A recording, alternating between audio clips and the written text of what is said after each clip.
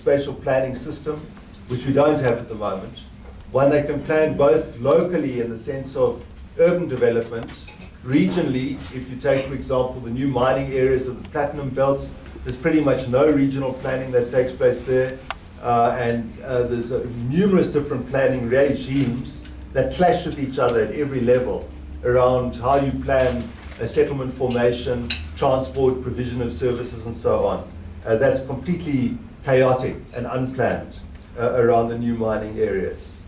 A key goal here is to bring residential areas closer to work opportunities, reduce transport costs, to provide quality, cheap public transport, to densify the cities, to make the provision of services easier. At the moment, our expanding kind of RDP housing estates on the peripheries of cities just locate people as far as possible from the provision of decent services, from police stations, from access to job opportunities, and locate them on very expensive transport, expensive and time-consuming transport routes. And this has to change. And then also to diversify housing provision instead of this sort of, one size fits. Well, it's sort of, I suppose it's one size fits all the poor RDP houses. There's the need for a much more diversified housing provision strategy. And then there's the infrastructure provision chapter, which talks about expanding water and electricity grid so that the majority of people have access to decent services. A new water management plan and a new water schemes to access more water. Now, water is really a critical resource in South Africa, one that is heading towards scarcity. And without long-term planning, without a 30-year approach to infrastructure provision, it's really, we are going to arrive in a crisis that becomes unmanageable. We've also got to deal with the impacts of mining on water, the impacts of exactly the kinds of settlement processes that we're seeing in the mining belts, the kind of chaotic, unplanned processes, which itself leads to the degradation of water resources. So there's a huge set of issues around water, and I do think that this is one of the strengths of a long-term planning commission, is pointing towards these kinds of long-term infrastructural requirements. And then I won't talk more about the infrastructure. I'll wrap up now, but the final one is building state capability, and the plan talks quite a lot about ways of doing that. So taken together, these different elements really suggest a different kind of state, a kind of a vision of a different kind of state from what we've got at the moment. And that is a state that is firstly has the long-term planning and coordination capabilities, the technical capabilities, for example, to manage water resources.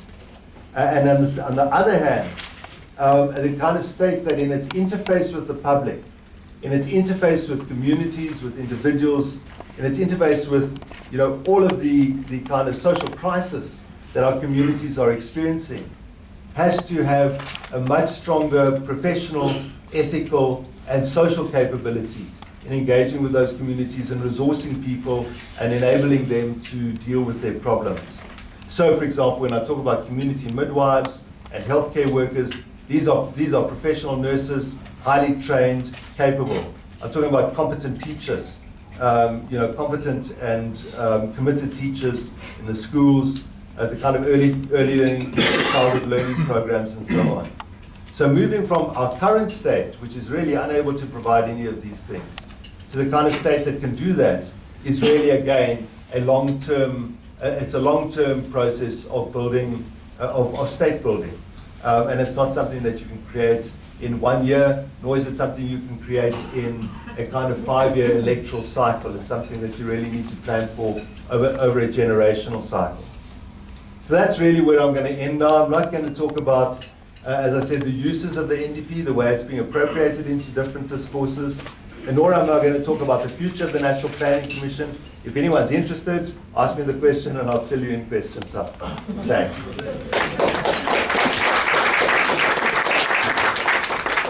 Thanks, Karl, for a fascinating presentation. People, I'm sure you've got lots of comments and questions. Can we take 5 minutes to fill up your coffee cups and then come back for discussion? 3 questions, time, starting with Devin and then Nora. Okay. This is my question to Karl. Will everyone be quiet? Be quiet, please. Devin's asking a question. Karl, I enjoyed your presentation, and I looked through the NDP and agree with you. There are a lot of very interesting and positive things in the National Development Plan which the public discourse doesn't do justice to, both those who support it and who are opposing it. However, when I heard the title of your talk, Decent Work or Decent Life, I got very excited. But I don't think, from what you've said, you have lived up to my expectations. Because the notion of decent life is a radical concept. It's one that moves us out of the growth, jobs, production, consumption spiral, and asks really deep questions about the nature of our economic systems. And when you say that the National Development Plan is moving towards considerations of decent life rather than just narrow considerations of decent work, it just immediately reminded me of during the height of the global financial crisis, when President Sarkozy, the conservative president, said, oh, we need to reconsider growth and consider questions of happiness, which I think is a radical concept. We're having a workshop on that, which I will talk about later. I immediately thought, well, this is a classic attempt of those who have the wealth, using a potentially radical concept and giving it a very conservative spin to lock in the wealth of the rich and say the rest of you can be concerned with the byproducts. So the question of decent life becomes you don't have to live a rich and abundant life, but you can have the crumbs off the table. And it sounds to me that this is exactly what the National Development Plan is all about. It promises many, many good things, and I don't think they should be discarded and they should be seriously engaged with. But as a very famous German and another famous American president said, it's the economy, stupid. And if you get the economy wrong, and if you're locking our whole development vision within this economic paradigm, everything else becomes meaningless. So I want to challenge you, Karl, on that. Is COSATU, is NUMSA wrong to put the economy forward as the key issue to focus on with the NDP, and to say the NDP cannot fulfill these promises and is deceiving us by saying a decent life is really on the agenda? Thanks, David. You know, people, I like to think that one of the reasons this is so popular, this SWOP breakfast, is because it provides a sort of safe space for people to be highly critical and to be, but in a spirit that's very supportive and comradely. Nora. Just, NUMSA is never wrong. Two questions. I suppose the one goes on from the previous one. The National Development Plan has lots of issues round about, and you're right. But surely they're all premised on the central issue, which is the economic section. And I don't think we're wrong by saying it's geared by any other name. That's what it is. It's a continuation of business as usual. And I think that can be seen. And, you know, in the last couple of weeks, we've had Treasury's employment tax incentive bill. And it seems to me that says how governments see decent work as opposed to how we see decent work. What they see as decent work are low-paid, unskilled jobs. They see part of building the economy, part of building decent jobs, and we made this point that the poorest of the poor can't have a basic income grant because it will encourage entitlement, but the richest of the rich can have a tax incentive to create jobs. low-paid, menial, unskilled jobs. That's how governments see decent work. I'm reminded Judith Butler wrote an article, Can You Live a Decent Life in a Life That Isn't Decent? And the answer is no, you can't. You can't. That what goes around the NDP's central issues of the economic plan is unobtainable unless you deal with the economic issues first. And GEAR is not going to do that. And the tax incentive bill, which is one of government's plans out of the the National Development Plan, has two effects of if it creates any jobs, creating low-paid menial jobs on the one hand, and of reducing the tax base for the fiscus to deal with service delivery and all the other issues which are in this NDP. The question, and my second question is about and you talked a lot about the CWP, which has its own problems. But our problem too is emphasis on the expanded public works programme in the in NDP, which is government's cheap labour scheme. People are doing things like waste collection, which ought to be done by municipalities, and the municipalities say, well, we have no money to do it. They get money to do it, but they'd rather use cheap labour. You go out and see major road schemes, and people will have EPWP bibs on. Those are permanent jobs. Those are jobs that ought to be done by people earning more than 66 rand a day, with no training and no future. And that's a huge problem that is at the centre of the plans. And we discovered recently that when we got a 3-monthly report from government in NEDLAC on the EPWP, the cost of running the EPWP compared to what people earn is astronomical. We are wasting our money. And we said to government, go and tell us how much it would cost you to actually employ these people. It cannot be as much as it's costing to run the EPWP. That's those. So I'd like to know what you think. Right, thanks, Nora. Anybody else? Someone, yeah, one of your two hands. I don't know either of you. The one just behind Kelly. Thank you.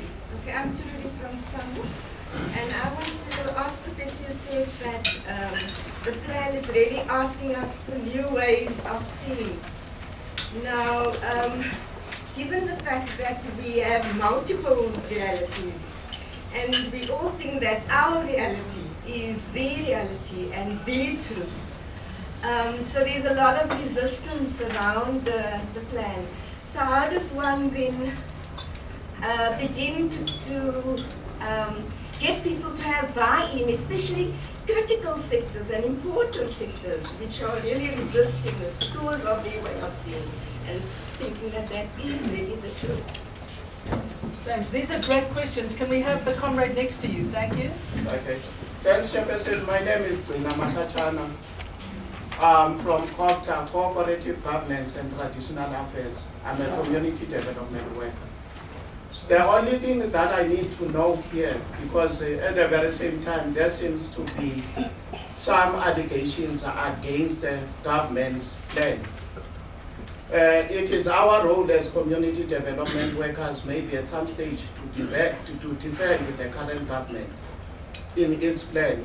But what I need to check is that are we able as community development workers in particular throughout the country to be in a position to call the commissioners, because this issue of the NTP, of the NDP, on the masses on the ground, poor people down there do not understand this animal called NDP.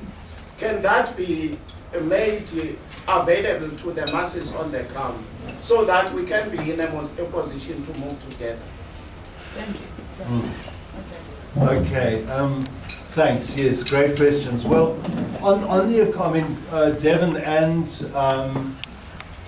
Norma, On the economy chapter, I mean, I suppose the point that I made is that it's the weakest chapter in the document. And I suppose the question that arises out of your comments is, how much does that matter?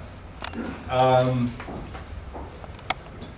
I suppose there's two ways to look at it. I mean, the one is that the economic questions are settled outside of the plan. I mean, there's a real question about the plan as a whole. And this was the section of the talk that I couldn't talk about, and that's the way it's appropriated into discourse, and the extent to which it becomes a kind of something that there's genuflection towards. This, we're implementing the plan. The plan says this, so we're doing this. The extent to which it has a symbolic life, and the extent to which it has a real life in the sense that it shapes planning. That, I don't think that that's decided by any manner of means. And when government says that it's a blueprint for implementation, one needs to really interrogate that quite closely. But having said that, I mean, I think that what's really important is that COSATU has managed to crack the economic chapter open.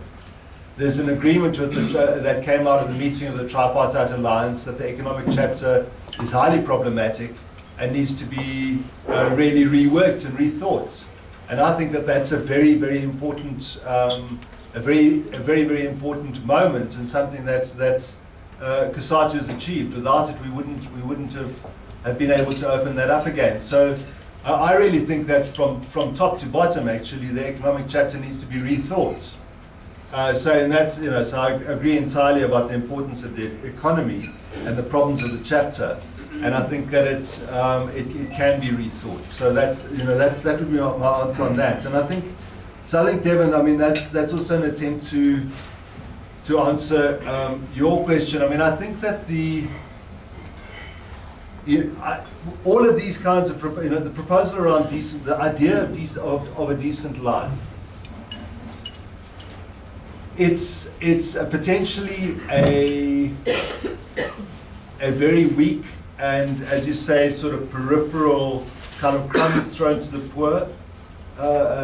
It's got that potential within it, but it's also got I do think, a profound and a radical potential. And in my view, the community work program is really at the heart of a kind of radical, in fact, a kind of utopian vision about the future of work. And that's a big claim to make for a program that promises people 2 days of work per week at around 60 Rand per day, which is really, amounts to 480 Rand per month. I mean, this is not a lot of money. But if this can be turned into an employment guarantee, and this is pretty much what the plan suggests, in other words, that everyone who doesn't find work as a last resort has got public employment. And that's a guaranteed employment. It's not like the expanded public works program, 6 months or 2 years, what they call job opportunities. This is access to work until you find another job. You don't want to do this kind of work. What kind of work is it? The interesting point about it is that it's decommodified work. It's work that's taken out of the market, unlike another kind of social work provision, social job provision, let me say, through cooperatives. And cooperatives mostly have to operate in the market, which is their big problem, their big weakness. This kind of work is taken out of the market, it's guaranteed. And the nature of the work that's provided is defined by the community in terms of their own needs. And in that sense, it's socially defined labor that is required to improve communities. At the same time, the way it's organized allows communities to develop a vision of what their future looks like. And I think that has got, while it, in the current situation is primarily regarded as a kind of a poverty reduction measure for those who are most at the margins, has got a utopian vision at the core. And that's something that could be built on. If we can work towards a society in which there's more and more work provision at better and better wages of this kind of publicly defined, socially necessary and useful labor that is outside the market, I think we're moving towards a different kind of society. I mean, I share your concerns about the expanded public work program, but I do think that there's, I mean, Norma, there's pretty much no strategy around expanding the number of decent work jobs in South Africa from government and in the plan. So I think we agree on that. And that has to be looked at, and that has to be primarily addressed through public sector jobs and through manufacturing. But, and this is the point that I try to make in my talk, I think we have to be very clear that we are not going to get decent jobs for everyone in South Africa within 10, 20, maybe 30 years. Decent work in the sense that we understand by decent work, with our imagination, our historical imagination coming out of a certain kind of imagination of a certain period of capitalism, we are deluding ourselves that we're going to create, that kind of work is disappearing actually in many parts of the world. So how do we respond to that? And as a kind of immediate response, creating, finding ways to create employment opportunities and access to incomes seems to me to be of enormous importance. I don't think that we can only concentrate on protecting the decent work that exists and trying to only to expand the range of that, and not think about the problem of massive unemployment beyond it, and massive unemployment which disproportionately also affects the young. Now, the particular measures that you're talking about are very weak. But the real debate, the real problem, the real challenge is to say, how do we provide work opportunities and incomes for this huge expanded population that is outside of that? And I'm afraid that to the extent that the labor movement concentrates only on the discussion of decent work, to that extent, it's not addressing a huge challenge that faces masses and masses of our people. And that leaves a space wide open for all kinds of other approaches that you might call reactionary. But we're not occupying that space. What is the solution? So one of the responses, so the National Development Plan proposes an expansion of community work program jobs. Now one of the responses, well, that's just crumbs, that's peanuts. I mean, while the rich, earn 45 million, the poor are expected to live off this. But it's an attempt to move towards a job guarantee, which is a radical idea. Now, let's not just dismiss that idea, but talk about what its potentials are, what the problems are with the current forms of provision, and ways in which we might expand it or create other kinds of opportunities for people. I worry that we are not, that we lock ourselves into a debate around quite a particular set of concerns which are important, but don't open up the wider set of issues. And they really have to be addressed, and they have to be addressed by the labor movement, because the labor movement is, the working class movement with a radical progressive vision. If it doesn't address this, it leaves it wide open to everyone else up to the DA and so on. On the question, the question of engagement, and it's the same as the question of the communities. Well, the one form of engagement is the way COSATU has already opened up, I would say, the economic chapter to further engagement, which I think is fantastic. But the question around how as society, you're quite correct that we've all got these different visions, these different approaches that we're holding on to. And how do we find a way of talking across those differences? I don't have a solution to that. But I don't think it's a case of, I think that an approach which says that the National Development Plan must get buy-in is the wrong approach. The National Development Plan doesn't want buy-in. It wants to open up an engagement. That's my view. It needs to open up an engagement around the huge problems we face both now and over this long term. And we have to start thinking in 20-year, 30-year horizons. We really do. Thanks, Karl. Right. In terms of Karl's particular challenge to the labour movement, Jane, I'll give you, and then I'll come back to you, comment. I'm Jane from COSATU. Karl, I just want to pick up on two issues. The first is the question of appropriation and your comment about opening up, that COSATU has managed to sort of crack open this space around the economic chapter. The difficulty is this question of appropriation. And my question is, why is there no voice from the commissioners? I mean, you're talking here publicly today, but where is the collective voice of the commissioners that puts its stamp through the chairperson if necessary and says, this is a document up for discussion? And my sense is that it's convenient for the minister to keep quiet about it because he personally, politically identifies with those within government and within the ANC who are appropriating certain elements of the document for their own purposes. So, for example, 2 months ago, you're right, we have an alliance summit. There's sort of a degree of optimism that we've got agreement that the economic chapter has to be interrogated. It's agreed there must be an urgent convening of a committee to deal with it. The meeting hasn't sat yet, and it's been deliberately avoided. In the meantime, Jeff Radebe comes out as the sort of leader of the processes of the